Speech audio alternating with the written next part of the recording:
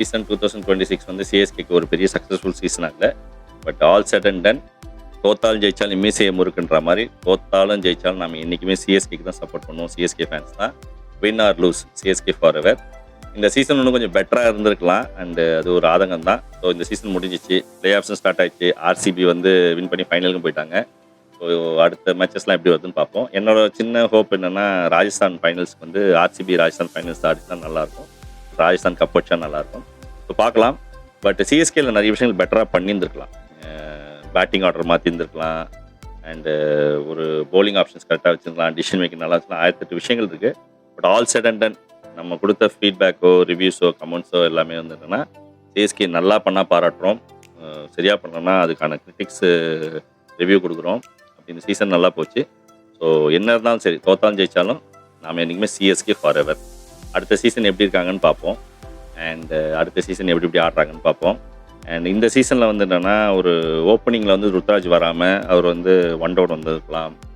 And Sanju Samson, உருவில் பட்டேல் வந்து opening வந்திருக்கலாம். அண்டு இல்லை சஞ்சு சாம்சன், ஆயுஷ் மாத்ரே, அன்ஷுல் கம்போஜ் ஒரு 2-3 மேட்ச் ரெஸ்ட் எடுக்க விட்டுருக்கலாம், சரியாக போடலன்றதுனால. சிவம் துபையும் 2-3 மேட்ச் உட்கார வச்சுருக்கலாம்.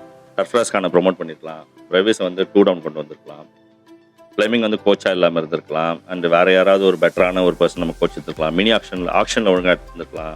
ட்ரேட் ஒழுங்காக பண்ணியிருக்கலாம். Team selection, polling option, strategy and எல்லாம் பண்ணிக்கலாம். ருத்ராஜ் வந்து கேப்டனாக ஒரு அக்கௌண்டபிலிட்டி எடுக்கல. ஸோ நெக்ஸ்ட் சீசனில் ருத்ராஜ் கேப்டனாக வைக்காமல் சஞ்சு சாம்சனை கேப்டனாக வச்சு ஒரு டீமுக்கு ஒரு பட்டி டிங்கரிங் பண்ணால் நல்லாயிருக்கும். பட் ஓகே, இந்த சீசன் முடிஞ்சிச்சு, இன்னும் ஒரு வருஷம் இருக்குது. அதுக்குள்ளே மினி ஆக்ஷன் வரும், 1008 விஷயம் இருக்குது, ட்ரேட்லாம் நடக்கும். ஸோ நெக்ஸ்ட் இயர் நம்ம பார்க்கலாம். டோனி வந்து பேசாமல் இந்த ஹைதராபாத் மேட்ச்சில் டோனியாவது ஆடி இருக்கலாம். இவங்க வந்து இந்த வின்னிங் காம்பினேஷன், பிளேயிங் காம்பினேஷன் மாற்ற வேணும்னு சொல்லி டோனி அவன்கிட்ட ஆடாமட்டு டோனிக்கு சென்ட் ஆஃப் மேட்சும் நம்ம கொடுக்கல.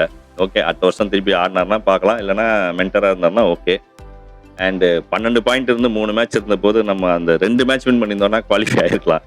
லக்னோவையும் ஹைதராபாத் தோக்கி குவாலிஃபை ஆகிருக்கலாம். ஸோ அதெல்லாம் இல்லை. ஸோ அதனால இப்ஸ் அண்ட் பட்ஸ் நிறைய இருக்குது. ஆல் செட் அண்ட் டன், இந்த சீசன் முடிஞ்சிச்சு. அண்ட் அடுத்த மேட்ச்சில் எப்படி வருதுன்னு பார்த்துட்டு ஃபைனல்ஸ்க்கு ராஜஸ்தான் ஆர்சிபியை தோக்கடிச்சு கப் அடித்தா ரொம்ப சந்தோஷமாக இருக்கும். I am just hoping for it. So பார்ப்போம். அண்ட் அதே மாதிரி தான் திருப்பி சொல்கிறது தான், தோத்தாலும் ஜெயிச்சாலும் நம்ம என்றைக்குமே சிஎஸ்கே ஃபேன்ஸ் தான். Win or lose, always CSK forever. எல்லாருக்கும் மிக்க நன்றி. நம்ம அடுத்த வீடியோவில் சந்திப்போம் மக்களே.